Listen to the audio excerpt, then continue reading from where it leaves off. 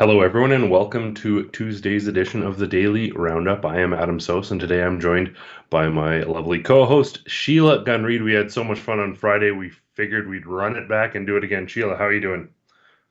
I'm great, and I'm super great that you've decided to take the lead on the show because I am underneath a mountain of work and I'm ill prepared. So I'm really happy to just follow and comment off the cuff at whatever we've got on the list today. I feel a little bit ready, but not as normally as prepared as I am. Wonderful. That's all good. I figured as much. I was like, you know what? We'll see at 11. You take Yeah. care of your work. So for folks out there, before we get into some of the stories of the day, let's talk about the nuts and bolts. If you're watching us, odds are you're watching us on Rumble, Odyssey, YouTube, Getter. If you're watching somewhere else, cool, that's fine, I guess. Let us know. I do encourage you guys, though, to consider moving over to one of the platforms that doesn't censor ideas, that doesn't control what people who create content on their channels do. And a platform like Rumble is great for that. Even if you watch their content, there'll be ads about how they don't censor speech. It's pretty great. So consider switching over from YouTube to Rumble, because it's just a matter of time before YouTube shuts off folks like us. Rumble, not likely to do that. Another fun thing with Rumble is you can actually engage with us via Rumble rants. So you chip in a couple bucks, helps us keep the lights on, helps us keep doing this show that so many people tune into every day. But then we actually get feedback from you and we get to interact with you. So that is a lot of fun. If you think there's a story that's being missed, or if you have feedback on anything that we're discussing, that is the way to ensure that we see it before the show wraps up. You can also support us by joining on locals.com. You'll get access to all of our usual content there, plus some special stuff you won't see otherwise. So that's on locals.com. And with that said, I think we're ready to get rolling with some stories of the day. We're going to start talking some wildfire stories, in addition to the sort of meta controversy that has erupted as a consequence, or at least in relation to that. But before we do that, we're going to talk about another corporation, not necessarily Meta, but this time Verbo. And in fact, lots of the sort of home sharing or space sharing apps out there, there's questions with people making reservations and then wildfires erupting and the cancer, the either the bookings being canceled or there's a restriction on entering the area so that people can't attend. So BC woman says Verbo won't refund her for Kelowna vacation home despite a travel ban. BC Premier David Eby is urging companies and individuals who operate short-term rental properties in the Okanagan to be flexible and understanding while travel restrictions are in place due to wildfires. The provincial government issued an emergency order Saturday banning non-essential use of temporary accommodations, including hotels, motels, inns, beds and breakfasts, hostels, RV parks, campgrounds in Kelowna, West Kelowna, Kamloops, Oliver, Osoyoos, Penticton, and Vernon. These restrictions will support access to accommodations for evacuees and personnel providing emergency and critical services, reads the government order, which the province says will remain in effect until the end of day September 4th. Now we can go on and read the article here, but there's kind of like two positions on this. One is the company should just be reasonable. This Yeah. is, I mean, maybe this, yeah, really, I mean, technically are the terms and conditions there and it's a free market, you can do what you want. This seems like the type of thing, though, where people will uninstall the app and not support you in the future. I get saying, listen, we'll reschedule for you, maybe not a full refund because their livelihoods Give depend her on it, credit. but Give yeah, her credit or something. Like, this is crazy. Yeah, I'm yeah, with you. I see. Yes, okay, of course, terms and conditions apply. But this is like, yeah, this is just garbage. Don't be a stickler when a province is on fire and there are yeah, road bans and travel bans, and they're like, no, it's too dangerous for you to stay. Like, would you charge them if the building literally burned down? Would they? yeah. I Hey, the don't space know. was there, the real estate. Okay, Yeah, and on the website for you, are you getting a Verbo ad? Because that is way too funny to me. The that's ad is weird. for Verbo on the. That's so good. That's priceless. Yeah, It's but yeah, pretty meta. and this can be one individual. I mean, before we're dumping on Verbo altogether, the owner Sure. here, they're not independently responding to every one of these cases. So you'd hope the owners would have a little more common sense and address this reasonably given the emergency circumstances. But yeah, we'll see. Hopefully, there's some sort of reply or resolution because this doesn't make sense. Sometimes a little media attention goes a long way to having people do the right thing. So hopefully, Yeah. that is what occurs. Speaking of doing the right thing, or allegedly not doing the right thing, according to Justin Trudeau, because of course Justin Trudeau is entirely innocent in all this, and the only reason He didn't that do we're not this. having He access, he thinks. didn't do this at all. It's evil Meta. For folks who aren't familiar with the situation, Justin Trudeau effectively wanted to insist that Meta, Facebook, Instagram pay to link to content. Now, in the real world, for the rest of us who understand how this works, you want people accessing your content, and very often you're actually paying for search engine optimization and for people to be clicking through to your content. Justin Trudeau probably has never worked an honest day in his life, and doesn't seem to know that that's, at least in media, that's for sure, and doesn't seem to know that you generally pay for links. You aren't paid to link. It's you know what I mean. It's he's got this backwards. So as an extension of that, I'll just explain this in a way that I heard somebody explain it at the student journalism conference, and it might have been Derek Fildebrandt, but it might have been Andrew Lawton, but two really smart guys who really understand this issue. And they said this is like making the paper boy pay the newspaper company for the privilege of giving you the newspaper. Yeah. Because in this scenario, Facebook is the delivery device. They are the paper boy. It's their job to give you the news, and the newspaper distributor should actually be paying the paper boy, not the other way around, but because they get to sell ads. And this is a system that was working pretty good, albeit creepy, because you would talk and then all of a sudden you'd get this ad on Facebook for something you just talked about, which is kind of weird. But it was a system that wasn't broken. But because it didn't allow Justin Trudeau to control the internet, but also to shake down social media companies so that they would then be providing an additional bailout to Justin Trudeau's enablers in the mainstream media. Now we've got this broken system. And instead of Justin Trudeau recognizing that he broke something that didn't need fixing, he's blaming Meta and so Facebook, Instagram for something that he did. And he thinks people are stupid enough not to see it. Like, what's the one thing that changed? Could it have been Justin Trudeau's C-18? Maybe. Yeah. Well, and this literally is like it's the newspaper boy giving a nickel to the major news corporations every time he delivers a newspaper, and the math probably works out similarly to 1930s paperboy pricing. But the wild thing here is this is another in the latest trend of Justin Trudeau saying exactly, like, accusing people it's the propaganda 101 of exactly what he's doing. So putting profits ahead of safety. Well, Justin Trudeau is the one that says you need to pay my propaganda wings in order to link to their news. He's literally the one who has put profit ahead of safety. Now, Facebook and Meta, they operate globally, and when a local law pops up that they can't comply with, it's happened in lots of other countries before, they're not going to bring in a new payment strategy to give millions of dollars to Canadian media at a loss to them. They're not going to do that. So like, okay, we're just going to turn off the news, I guess, because we're not going to be paying you in order for you guys to share via our social media networks. Sharing is how we make our money, actually. It's completely backwards for social media. So Justin Trudeau, in fact, is saying, I want money for my people, and if you're not going to do it, we're going to make it illegal for you to operate here. So completely backwards. He's effectively accusing them of exactly what he himself is doing. And we can read a little bit of the article here. Prime Minister Justin Trudeau on Monday. Let's just hang on.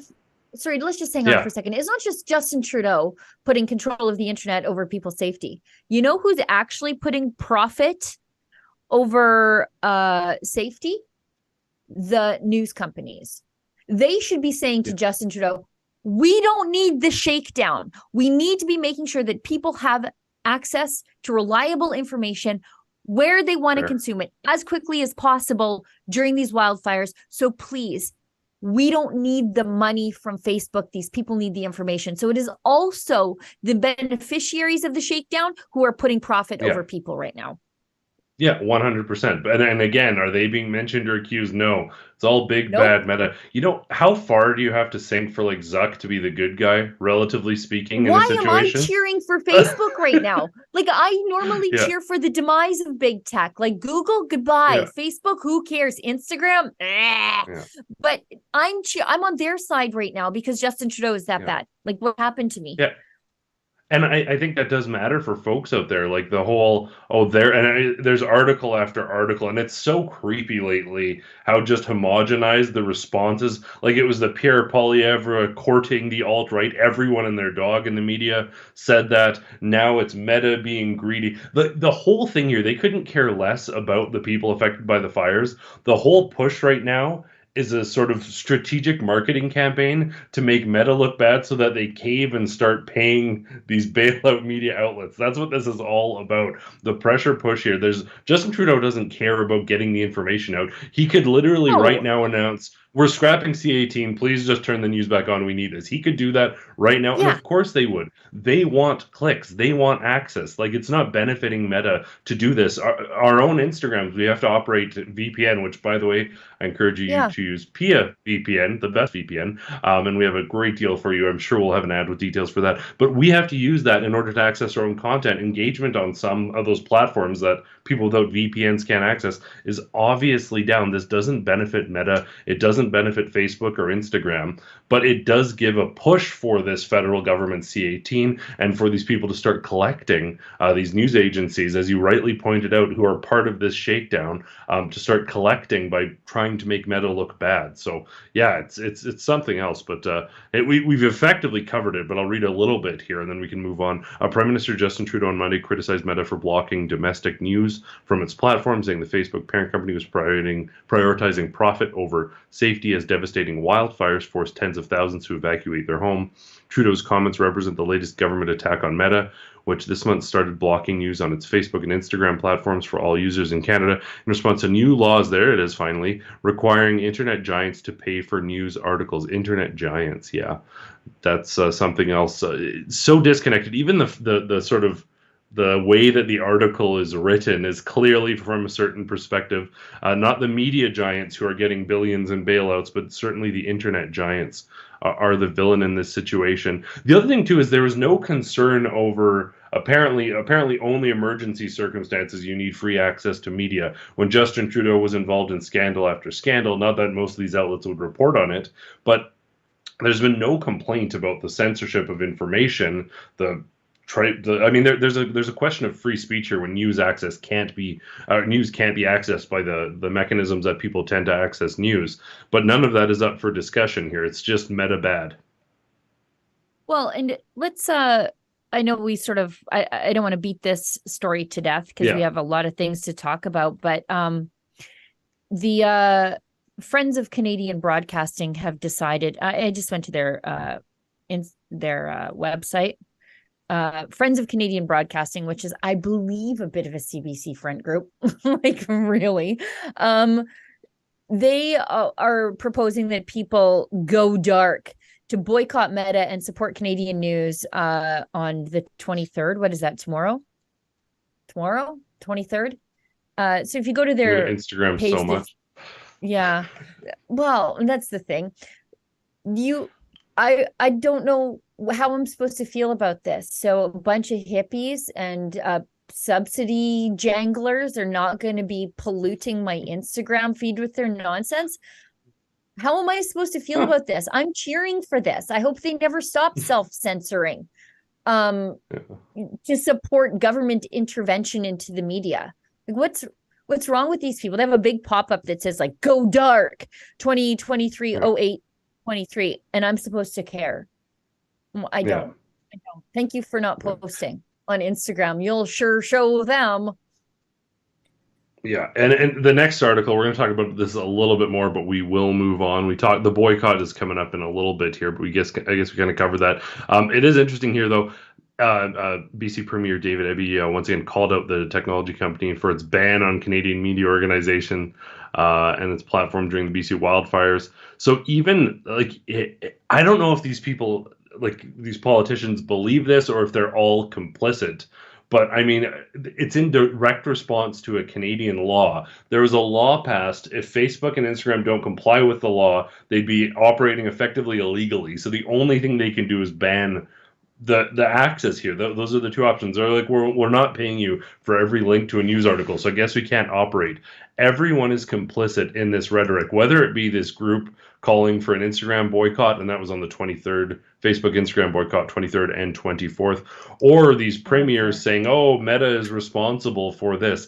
Trudeau can literally say C18, due to the nature of the emergency, I'm stripping this. No one is calling for that or asking that or looking at the facts. Everyone is just feeding into this rhetoric. And during these fires, it's wild. I know with the Northwest Territories, there was 4 individuals apprehended for arson. There's almost no reporting on that. During this, the Canadian government is effectively banning Facebook and Instagram from sharing news, and everyone is blaming, first it was climate change, now for this, everyone is blaming Meta. It's never Justin Trudeau. It's never our government. It's never the people who are actually responsible for these things. It's always these abstract monsters that we can't really do anything about, but we have to collect more taxes to deal with. Well, and you know who did a really good job of threading the needle on this, and they put her on, and I think she might even be a Liberal, is the Yellowknife Mayor, Rebecca Alty, I think it's her name. And she was on, because her city's under evacuation. Over half of the territories is like under evacuation. Alberta is absorbing them. And it was a Global News reporter who put her on the spot and said, like, oh, Facebook and Meta, or Facebook and Instagram, so Meta, they're blocking access to Canadian news. How is that affecting your ability to disseminate information to evacuees? And she said, basically, this is in response to a change in legislation. So they tried to make her like pin it all on Facebook, but she stopped and said, yes, this is what they're doing in response to the change in legislation. So Justin Trudeau changed the legislation. And, you know, that's pretty, I think it was a pretty savvy response on live TV when, you know, you're talking about how you're evacuating 20,000 people and basically relocating them to another province in a moment's notice.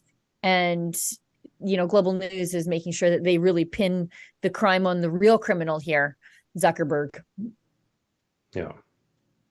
I actually was interviewing our environment minister on Rebecca Schultz on Net Zero 2035 yesterday. You've had a chance to check out the interview. It'll be out shortly today, I believe. But when I was there, we're waiting in the McDougall Center, and all the other ministers are kind of strolling by. So I spoke very briefly with our health minister about those efforts, and it really is incredible to see how many people have come in. She talked a little bit about how, like, because of what happened in Fort Macleod and because of what we've been through, Fort Mac, sorry, and because of what we've been through as a province, we were sort of uniquely equipped, and how great it is to see. You talked about this a little bit last time, but I think the numbers are way up. Is it something like 10,000 are coming to Alberta now? It was 5,000 last week. The numbers are going up. It's more than that. Yeah, it's the vast majority, I think, of folks. And the detail that they're taking care of is incredible, this government. It's everything from places to stay to like pet food. They're working on getting pet food for every single pet. It's sort of, I think it's like an unprecedented response and a real testimony to what still exists of that Albertan and to some extent Canadian identity, the banding together, the coming together. So incredibly proud of the efforts of this government on that front, certainly. Something I'm not at all proud of is this next Catherine McKenna tweet. This is this is classic her. But this is just like unhinged. Like, this is, I don't know if you guys have seen this tweet. Conservative politicians want to fight about a price on carbon pollution. You want to make it free to pollute while Canadians pay with their lives threatened, homes destroyed, and their communities obliterated. So what are you going to do? You are the arsonists.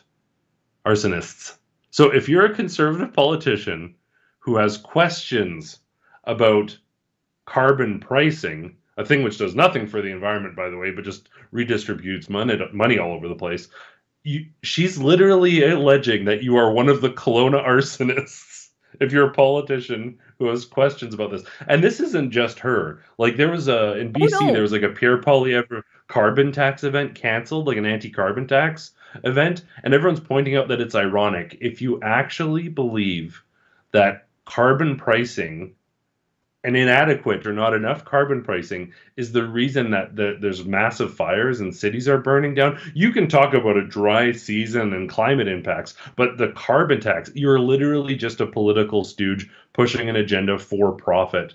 And to call politicians opposed to this, politicians who are concerned about the average people who say lost their homes, about people who can't afford to eat, about people who can't afford fuel, grocery bills skyrocketing, all that. If you're one of the people concerned about that and you want the carbon tax to either go away or be reduced significantly, you're one of the Kelowna arsonists, according to Catherine McKenna. She is a lunatic. She's completely unhinged. Yeah. BC has had a carbon tax longer than anybody in this country. If carbon taxes stopped forest fires, like you're paying some tithe to an angry god, they would be stopped in BC. But they're not. The nation has been paying a carbon tax for what? 7 years, 6 years. We're still forest fires. Why? Because they're a natural cycle of the forest, and probably has a lot to do with the lack of proper forest management in some areas. Yes. McKenna's carbon tax has been across the province. We did what she told us to do. We still have forest fires. We didn't get to bribe the angry gods. It didn't work. They want something else. Like, she's crazy when she says that, you know, like, we're the arsonists. Her people are in charge. We're not making the policy. By the way, imagine being like the actual arsonist, like in going into court and saying, "Oh no, your honor, I'm not an arsonist." You see, it was Pierre Poilievre.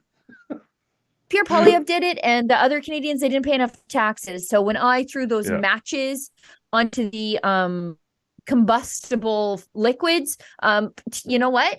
Sorry, we need to have $100 a ton. For carbon tax. Wasn't me. Like, this is the dumbest thing.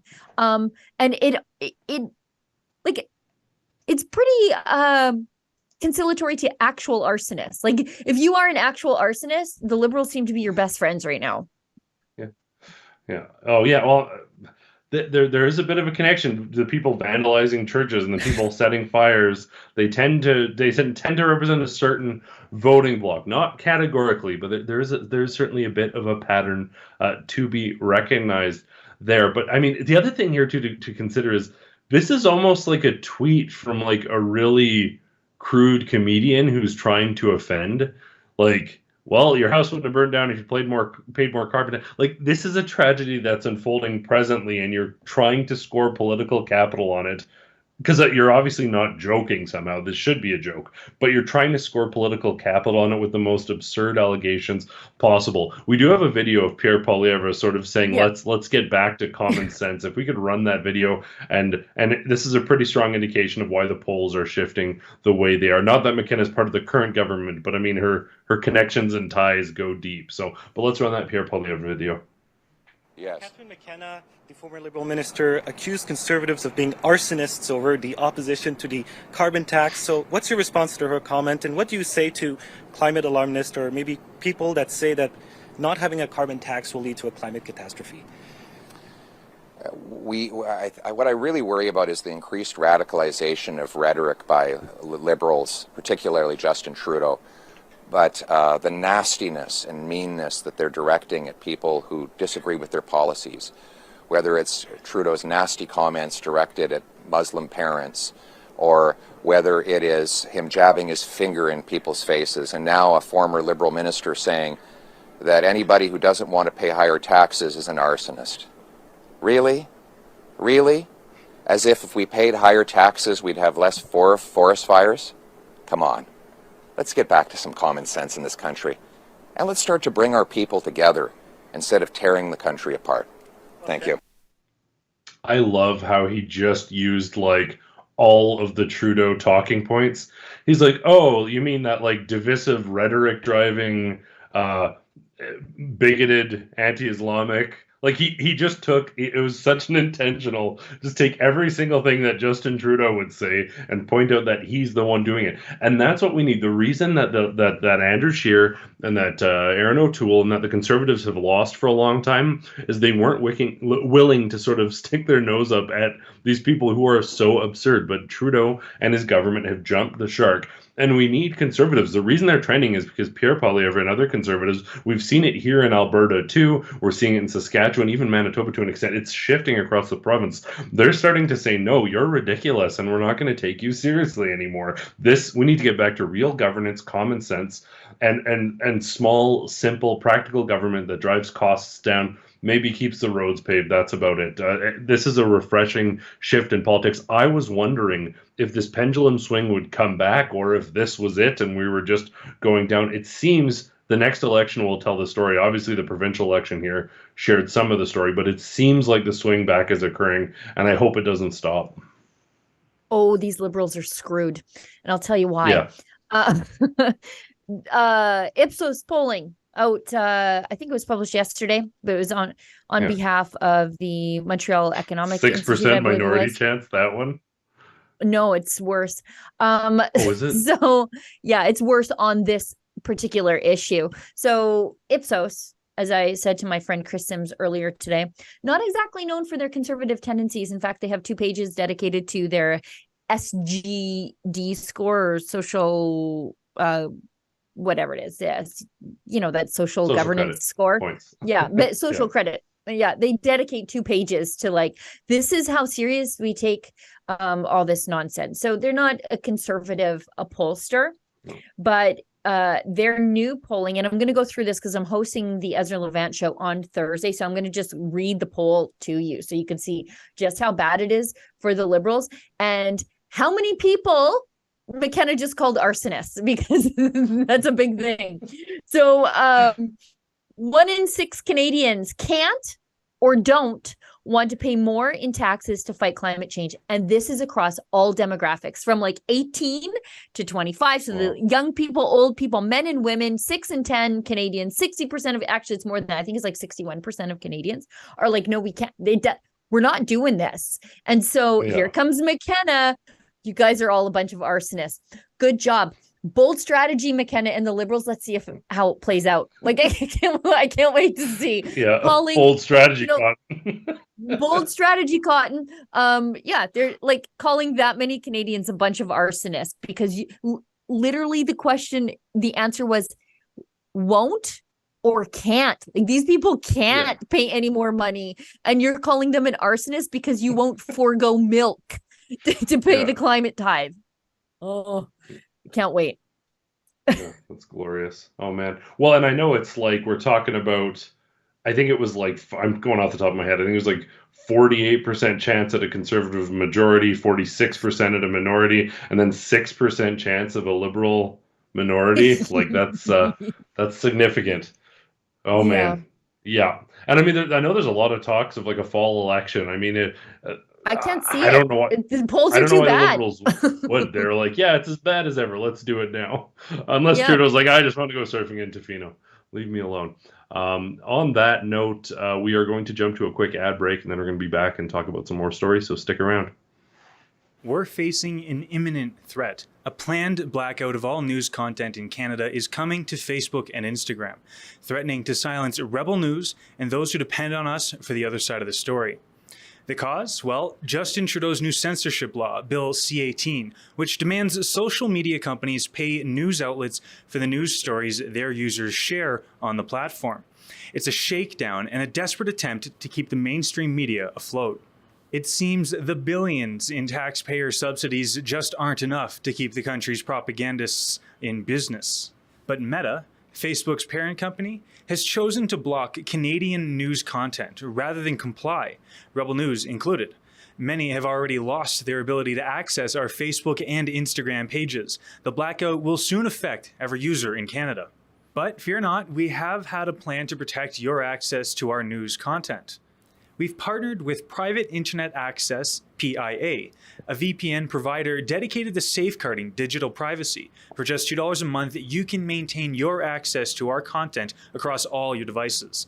And unlike other VPN providers, PIA does not store any user data as it's automatically deleted from their servers to avoid leaks and government subpoenas for information. Their servers are located in all 50 states, not the ones in communist China. You can visit piavpn.com/rebelnews and enjoy an exclusive 83% discount and 4 months free. Use it to bypass regional restrictions and stream your favorite shows from anywhere in the world. And stick it to Trudeau's new censorship law. Safeguard freedom of speech and join us to combat Trudeau's censorship today at piavpn.com/rebelnews.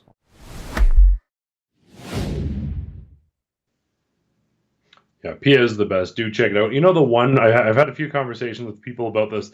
The one sort of positive that's extended from this is people aren't being barraged with state-funded media. They're actually having to intentionally seek out the information they want. And a lot of people have said they've actually found quite a bit of peace and calm because they're going to outlets that they trust, like Rebel News, and they aren't just being barraged by propaganda and bogus articles over and over. So Trudeau probably thought he'd like...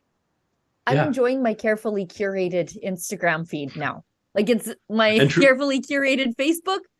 It's great. It's not terrible anymore. Yeah. Trudeau probably thought he'd like landed this coup of like, aha, like I've tricked them and now they're playing exactly into my game and I'm controlling news content. It's like, no, everyone is just literally going to rebelnews.com and accessing the real news directly, getting the other side of the story. So on that note, Trudeau says he is moving forward with interference inquiry, which has been riddled with just scandal after scandal and never seems to get anywhere, because we know if there is actually a real inquiry, they're going to find so many China connections and ties here. But Prime Minister Justin Trudeau insists that despite months of delay, by the way, created by his government is moving forward with a foreign interference inquiry. Conservative leader Pierre Poilievre is accusing him of standing in the way. On Monday, asked by reporters whether the delay was in what months ago seemed an imminent announcement of a public inquiry into foreign meddling was because the Liberals couldn't lock in someone to lead the process, Trudeau said no.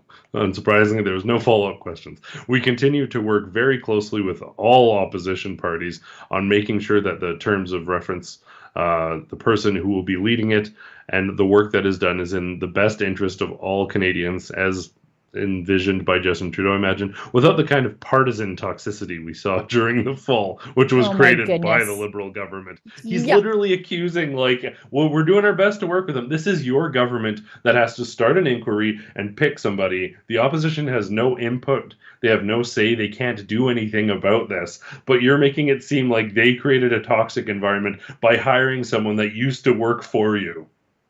Like the glaring conflict of interest. You started the conflict of interest, nobody else.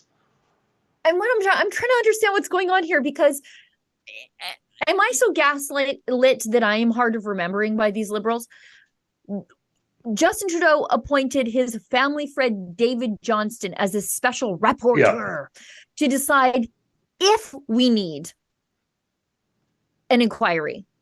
And David Johnston said, no, we definitely don't need an inquiry, but you're also not going to see the reason I based that, like the reasons I came to that conclusion. And then Justin Trudeau... They're pretty damning.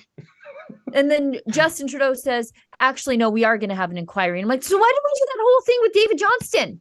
Because you thought you could get away with it? Is that why we did it? You did that because you thought Canadians would buy the fact that your family ski buddy was a completely unbiased arbiter of the facts. And when he said, we don't need to do that inquiry thing.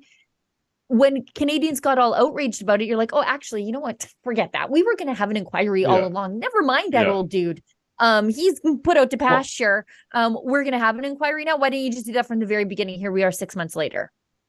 And the extent to which the media was so complicit in being like, no one has ever questioned David Johnston. Well, I mean, by association with the Trudeau Foundation and the fact that he was associated with the Liberals, I'm sure some folks questioned him. But the reason that people are questioning him now is not because they want to go after an old man and deride his character. It's because he's doing something super sketchy. So everyone has been complicit in this. And now Justin Trudeau is acting as though the opposition is somehow preventing this from happening. At least the media asked, rather, is this because you're not able to find one who, I mean, the question there really, and they didn't quite phrase it though, but is this because you're not able to find somebody who's willing to play ball like David Johnston did? But, back to that question of whether there'll be an election, maybe they know that an inquiry will come.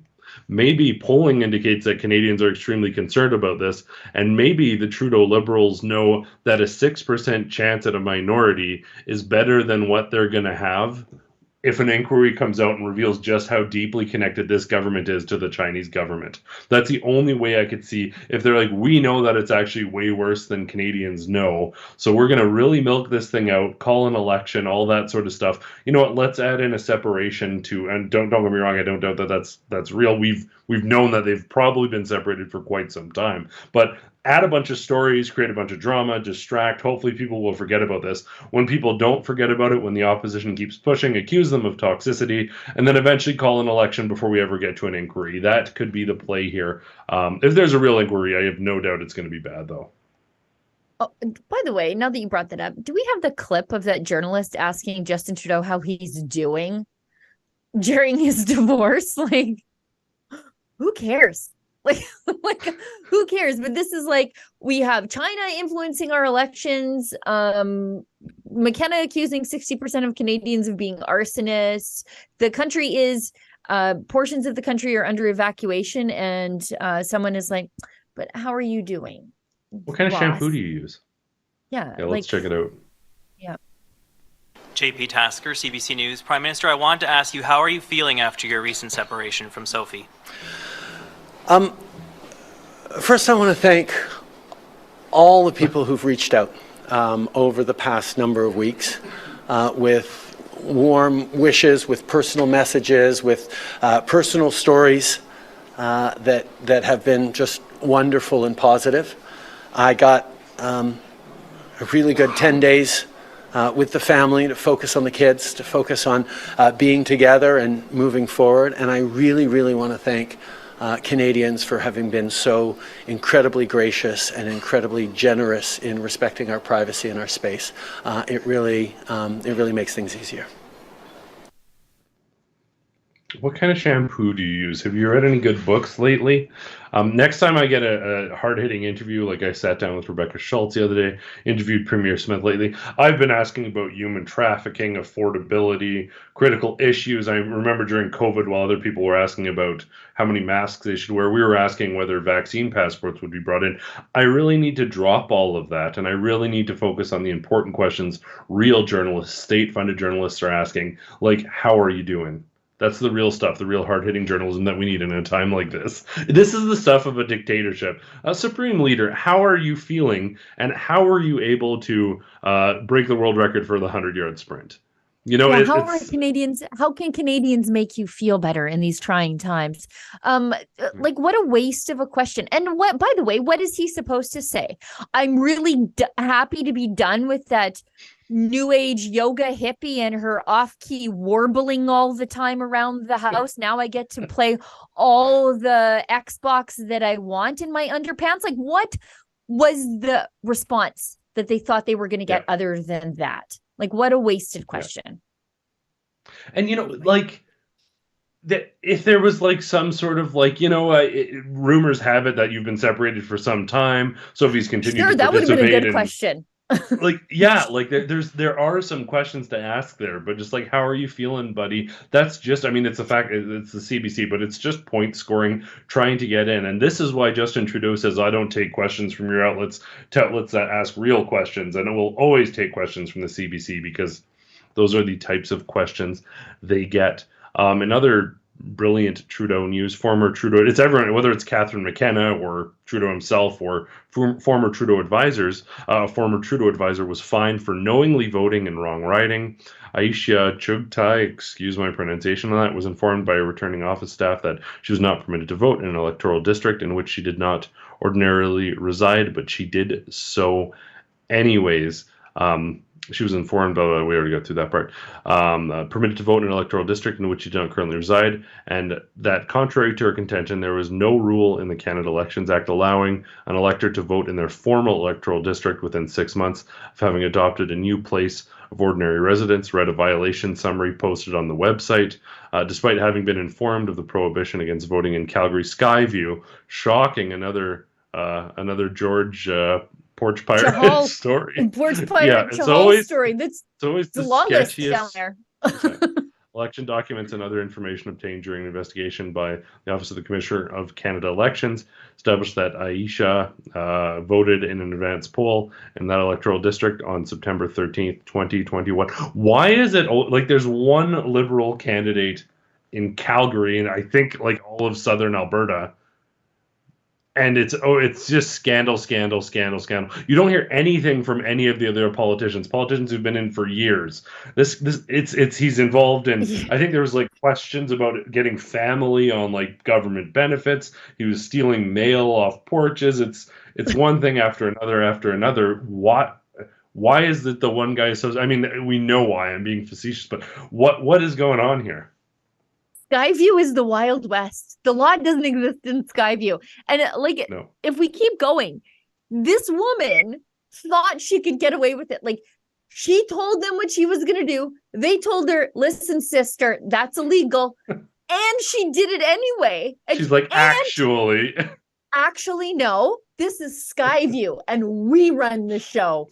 And she's an advisor to the PMO. Like this comes down from the top. Like, this is just so ridiculous. Like, the report cited two aggravating factors in the commissioner's decision, taking particular note of the fact that she was told by election staff that she wasn't entitled to vote in the riding. According to witness statements provided to the Office of the Elections Investigator, she indicated to the returning office staff that she would nevertheless vote at an advance poll. I love the wording, which she proceeded to do on September 13th, the report read. The report also cited Chugtai's admission that she was a volunteer with Calgary Skyview's Liberal Party of Canada candidate George Porch Pirate Chahal and intended on casting a vote in the riding to support him. So they're like, no, you don't live there. You can't do it. And she's like, no, I want to help. And they're like, you can't do that. She's like, that's my guy. That's my dude. And then she's like, she's a volunteer for the Liberal Party candidate for whom she indicated she wished to vote, and that she was then also an employee of the Prime Minister's office.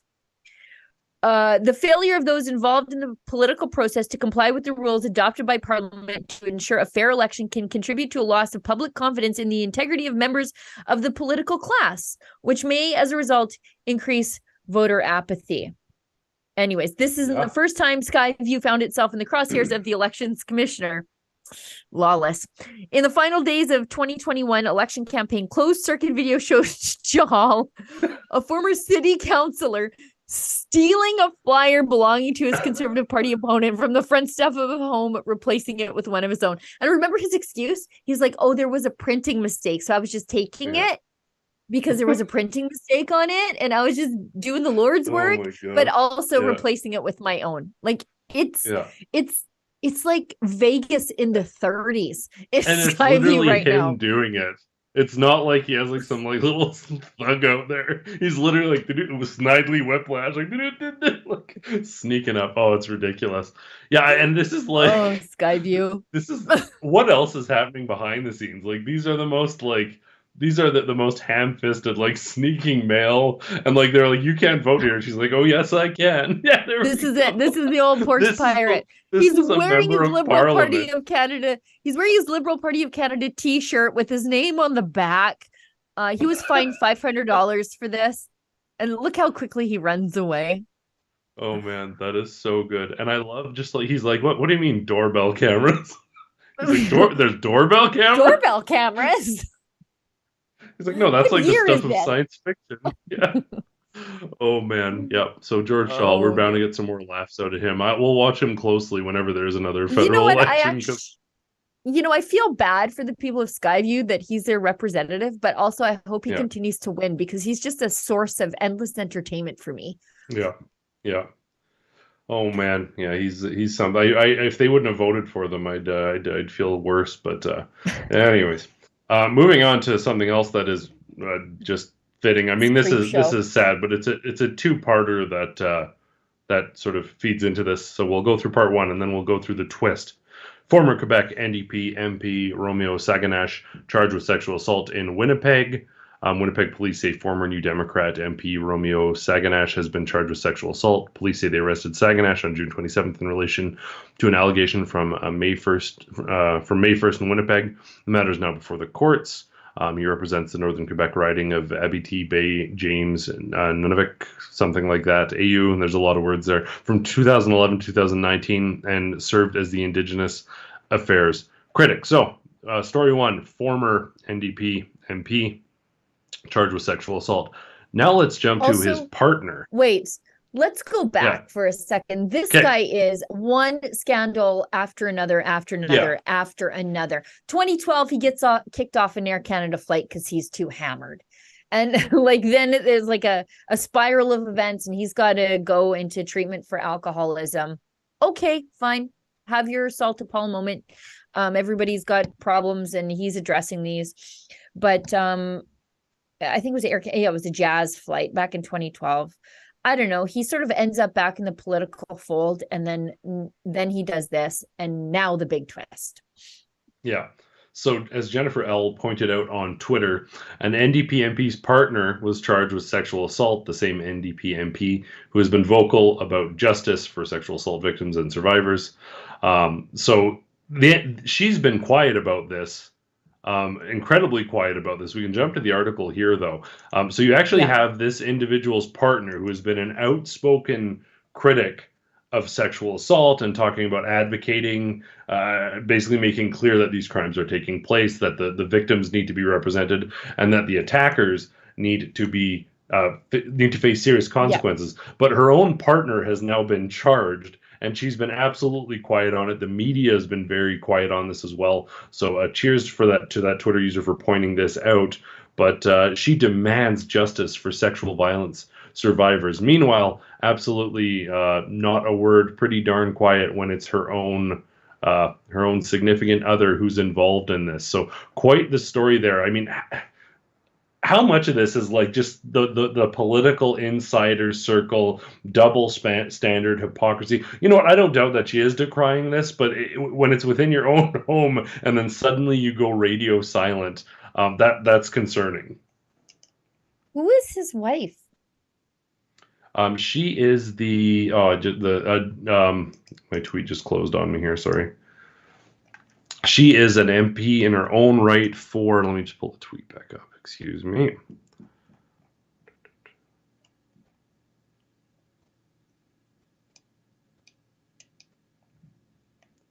Sorry about that.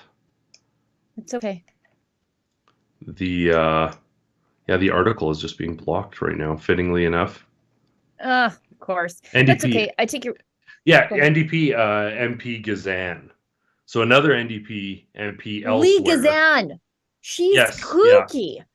Okay, well that, you know what? Gazan, makes sense. There we go. Leah Gazan, she is a bit of a wackadoodle. Like from the far left wing of the NDP. So like way like the communist wing of the NDP. That's where she's at. Wow. Well, that it always, there's this, so don't get me wrong, there's sexual abuse happens across the scale. It's not unique, but there's a special sort of twist. I know, for example, the punk band Anti-Flag, that was like ultra left-wing, progressive, anti-SA, pro-women, they just took everything off of all social media because their lead singer, who was the ultra-progressive, was charged with sexual. There's a recurring pattern among the people who profess to be ultra-feminists and then are hurting women and engaged in this sort of activity. Oh, yeah. There is a connect there that absolutely cannot be denied. But for this connection to sort of reveal itself, and this is again, these are the most incompetent people that we're finding out about getting caught. There's so much of this going on behind the scenes beyond this. So, but 2 NDP MPs caught up in this again. Imagine if this was even a former conservative backbencher, not an Indigenous critics minister, not a current minister's spouse. This would be headline news, but the media says absolutely zilch about this, and it takes ultimately someone on Twitter, an independent journalist, sort of doing her thing to point out this connection, and to be like, hold on a second here, there's a bit of a double standard here, and the media is not saying mom on it. Well, we are, so that's one thing, but yeah, this is par for the course these days, I'd say. Yeah, let's hit this video of Dominic LeBlanc denying the laws of supply and demand. And we should, because it is in the YouTube headline, and I get emails if we don't do that. And I don't want to go too long because, as I said, I'm filling in for Ezra. So yeah, we will get through the rest of the stories quick. There has been some suggestion that we're taking in too many immigrants, and that's putting pressure on the housing sector, especially at the lower ranks, right? The affordable housing part of the equation is really stretched. Is there any consideration around the cabinet table to restricting the number of immigrants that we accept each year? Not that I'm aware of. I've had a conversation with Mark Miller about this yesterday. I don't think that's the best way. That's not the best way to deal with what is a real challenge.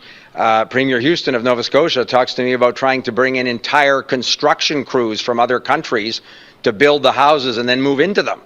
So everybody's trying to find the right way to deal with access to labor force. Huge challenge in every part of the country, and essential for the economic prosperity and growth of the country.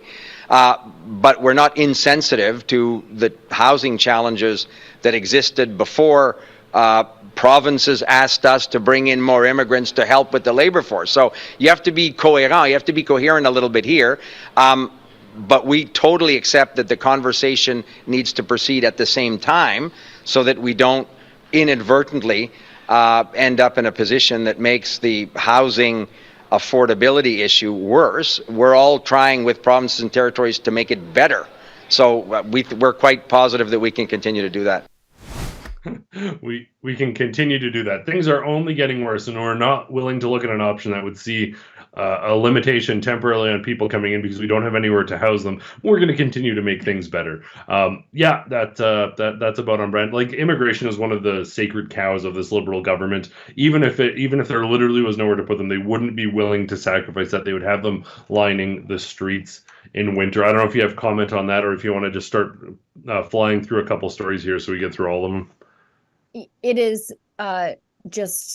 it's the third rail of politics that you can't talk about, even though across all political parties, across the spectrum entirely, even NDPers agree that we need to pump the brakes on immigration just so that we can set up new Canadians for success. Yet it seems as though, like, all political parties are like, no, we're just supply and demand. What's that on this one issue? You get these free market conservatives who completely understand supply and demand on all other issues, except this one thing, because they're scared to be called racist. And it actually is to the benefit of new Canadians that you set them up for success when they get here, but nobody's brave enough to do it. Yeah. And hopefully the Conservatives, there will be a shift on that. Now, there has been a general shift, an uncommon shift. We talked about polls overall, but the Conservative Party is gaining ground in Quebec, a poll indicates. Conservatives haven't traditionally done well with Quebec voters, but a new polling is showing the official opposition is gaining support among the electorate. The Conservative Party of Canada, 25%, is trailing right behind the Liberals, who now have 28% support of Quebec voters, according to a recent Pulse Data poll. With the way things are going, there is entirely a possibility, especially if more things come out, that the Conservatives do take the lead on that front as well. And if the Conservatives are able to make gains in Quebec, the odds of the Liberal government even a minority Liberal government, are likely to evaporate to virtually nothing. So keep it up, Quebec, I guess. We're going to jump to one last really quick ad break, and then we're going to come back and we're going to fly through all of these remaining stories, and we'll get you out of here on time. So one quick ad break, and then we'll be right back. Right.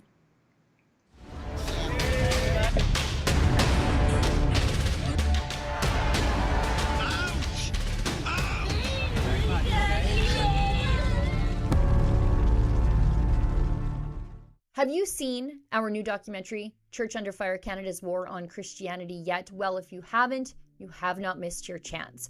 The documentary details the trials and persecutions of the pastors and congregations who stood up to the lockdowns when COVID restrictions came to their churches. We have taken the documentary across the country to bring it to the people who lived the stories we tell inside of it.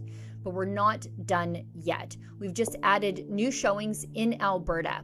To get details and showtimes, please go to churchunderfiremovie.com, but I'll give you a few right now. We've got a showing in Lethbridge on August 23rd, one in Red Deer on August 24th, Edmonton, August 25th, Mirror, Alberta, that's drive-in movie, August 26th, and Westlock, Alberta, August 27th. If you are someone or you know someone interested in hosting a Rebel screening of Church Under Fire, you can contact us.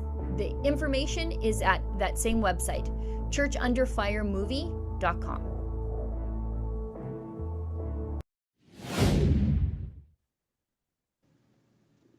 So incredible film. Make sure to check that out. The events are always great to chat with people. A story from your neck of the woods, Sheila. 3 injured in a shooting at West Edmonton Mall. Now, details here are limited, sparse, to say the least. Effectively, 3 are injured, a tragic circumstance, but there aren't really any details. Do you have much to say on this beyond we'll wait and see? This, I think, is a symptom of just the decline of progressive cities all across this country, including ones that exist within the most conservative province within the Confederation. It's just not good. And you're dealing with a federal government that is removing the mandatory minimum sentences for gang-related crimes, including this sort of stuff, while focusing their attention on law-abiding gun owners. And, the more you turn a blind eye to drug problems, the more the gangs become empowered, because drugs are the currency and the economy of gangs. And so this is what we're seeing here. Oh, it's at the Wild West Shooting Center. That was the thing I was wondering about. That's the door to the Wild West Shooting Center. Yeah. So anyways, and I'm we wondering don't if really that's know. We don't know. So we don't really know what's going on here. I'd hate to speculate, but what we do know is crime is rampant, and West Edmonton Mall seems to be like a petri dish for this sort of stuff.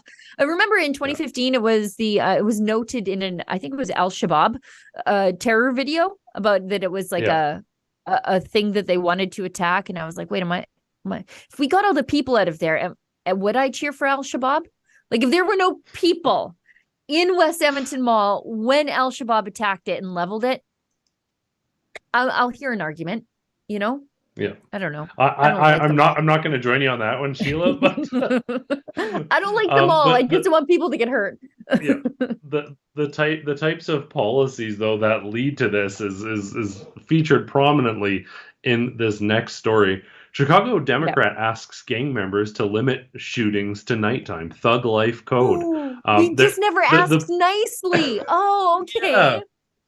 Listen, do your illegal crimes. We'll give you free drugs, just like the playground zone time, where we'll do no shootings during playground zone hours, and then otherwise you can do all the shootings you want. This is the type of language that leads to the collapse of cities. You can't have tacit endorsements of drug use, drug dealing, crime. Like, this is a tacit endorsement by a Democrat to engage in shootings, just limit the times. They're like, listen, we're not going to stop all the murders. That's not our job as politicians.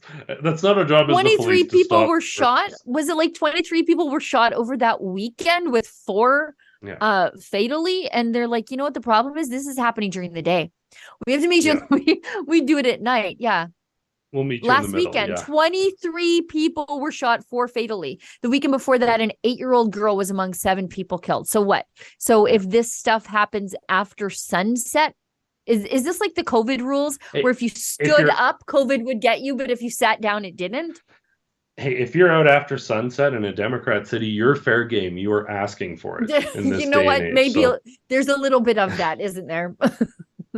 Unreal. A news story here from, though, one of my favorite news outlets, Rebel News. Safe consumption sites aren't safe after all. Once desirable communities are being ravaged by illicit drug use and criminality, and it's bound to proliferate. Yeah, if only anyone could have told you this. Oh, wait, everyone has forever.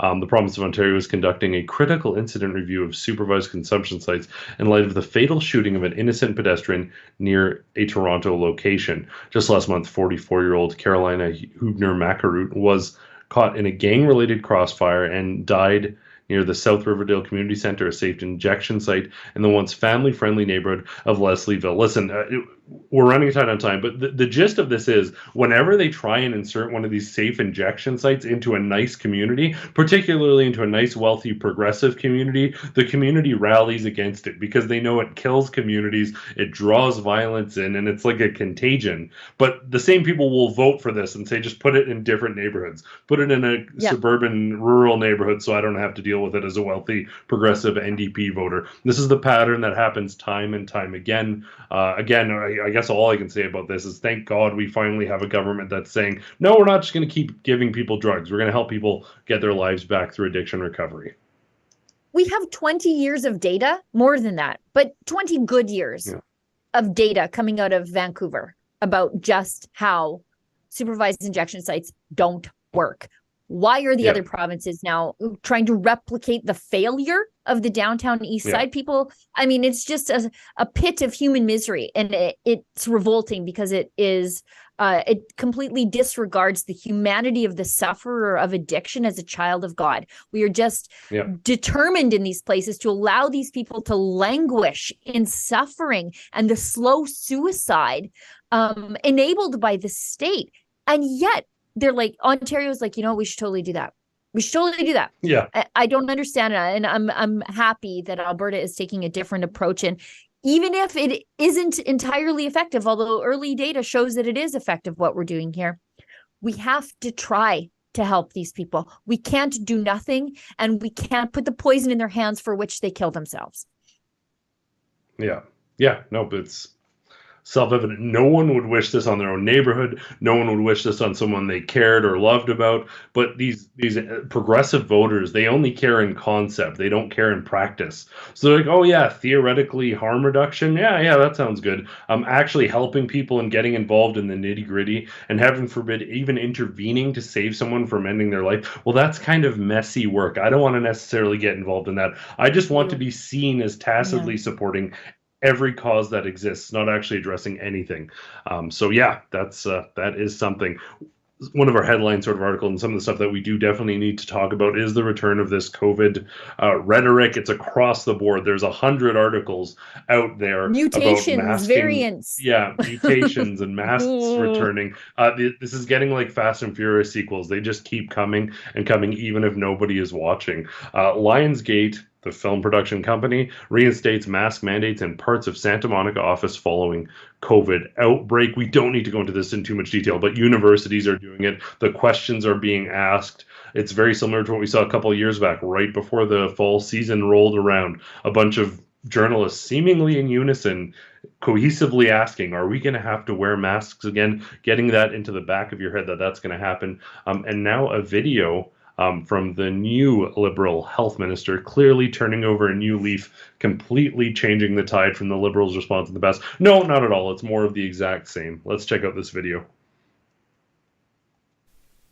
Well, we just saw a report that looked at hybrid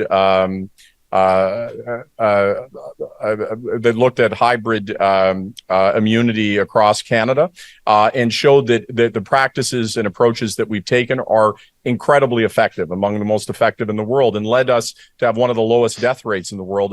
In fact, it's estimated that using vaccines saved in Canada about 800,000 lives, which is incredibly significant. People should be keeping their vaccines updated, and the data and science as we move through this process are evidence of that. My advice is that people keep up with that regime. There will consistently be new variants, and we will consistently have new vaccines. So I think when you are eligible and able to get a vaccine, you should take it. That when there are new vaccines are available and it's your time, then that's the appropriate thing to do. But I don't think people should hesitate in getting vaccinated at any time. Like when they appointed this guy, they're like, so on a shill level, 0 to 10, where would you say? Like, can you put her at 11, buddy? Even Trudeau was like backing off. There's videos of him backing off vaccines and saying, oh, like there were some issues and some people were hurt, but like ultimately we still think it was good. Even he was backing down, and now this is back to, oh no, we have to mask up again, and this is all we need. It's troubling. He went on to say that go ahead. No, I was going to say, like, he wants us to believe that his ineffective vaccines, wherein if you got the vaccine, you actually seem to be getting COVID more than everybody else. Just ask Justin Trudeau. Every time somebody walked past him with a bad idea, he had, or even more likely a good idea, he got COVID. And he had to go self-isolate. But he wants us to believe that these vaccines, which did not stop the spread of transmission and ultimately ended up injuring a lot of people, saved the lives of as many people as those who live in the city of Edmonton? Is that what he wants me to believe? That the vaccination protocol saved the lives of an entire Edmonton? Nearly a million. Yeah. Like a 40th million, of all Canadians. A 40th of all Canadians were saved by it. Yeah, I don't think anyone believes that. No. It's contrary to the evidence.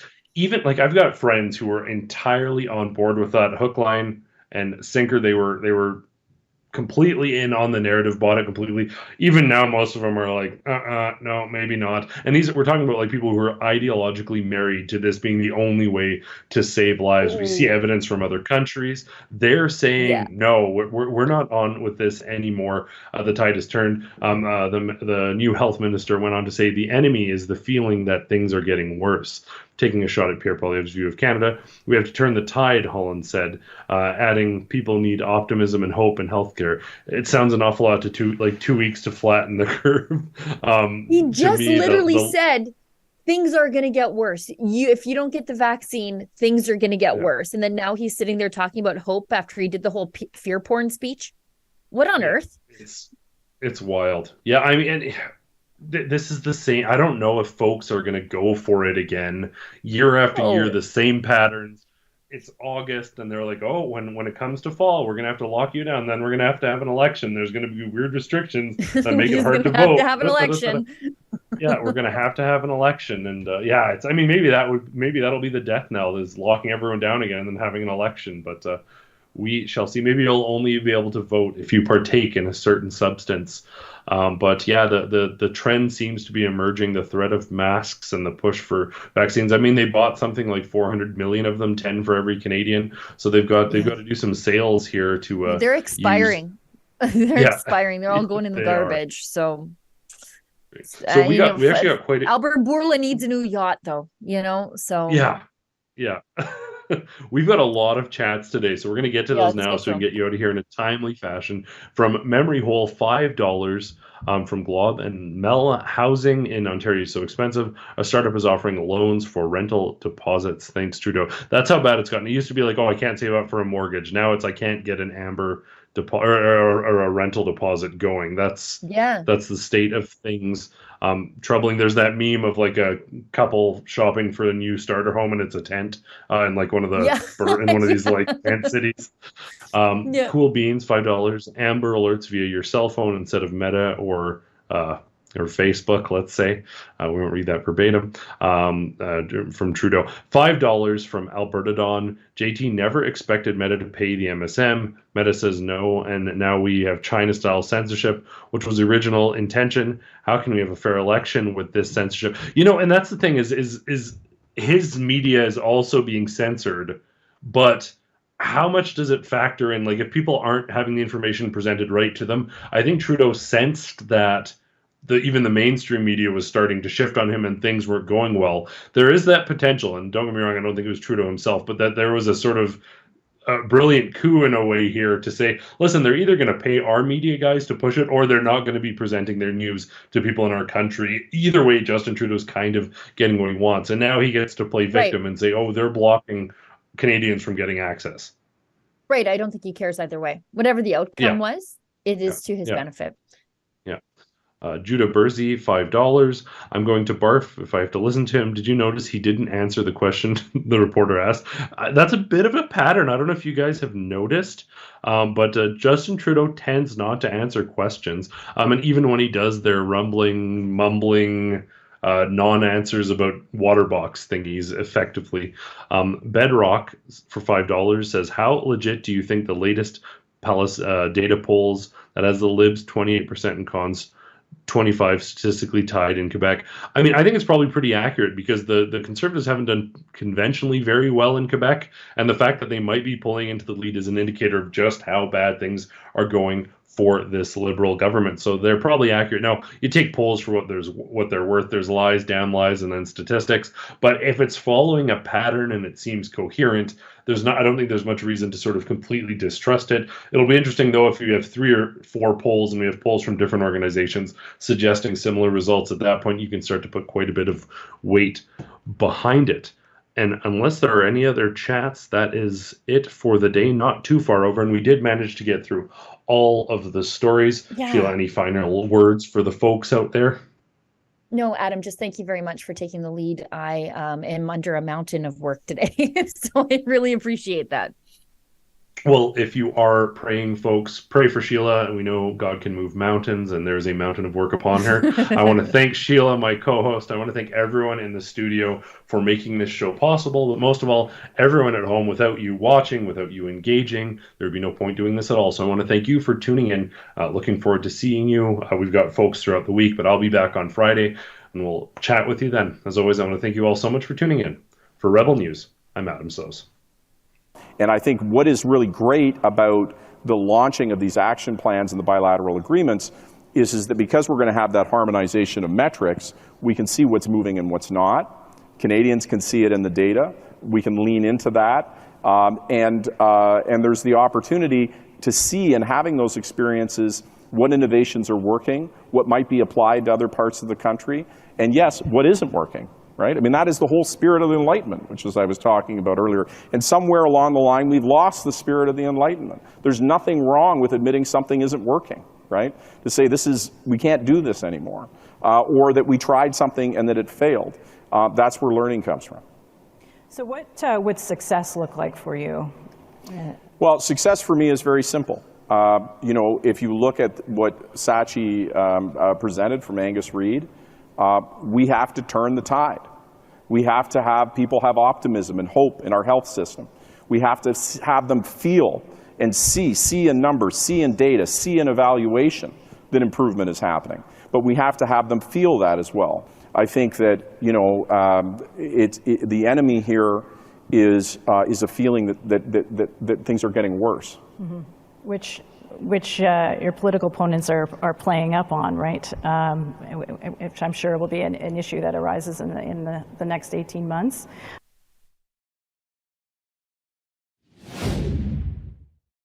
How in the world could such a small group of people with limited resources change world history? But in fact, that's happening, and it's the power of the truth. The truth is like kryptonite. Healthcare isn't in some sense working very well. Foster Colson is thinking about this. He's got a new company, an online healthcare platform called The Wellness Company. Telehealth company called The Wellness Company. The Wellness Company. The most popular product is the detoxification supplement that features nattokinase. Nattokinase is the only enzyme that we're aware of right now that dissolves the spike protein. Spike protein is loaded in the body with the COVID-19 infection, and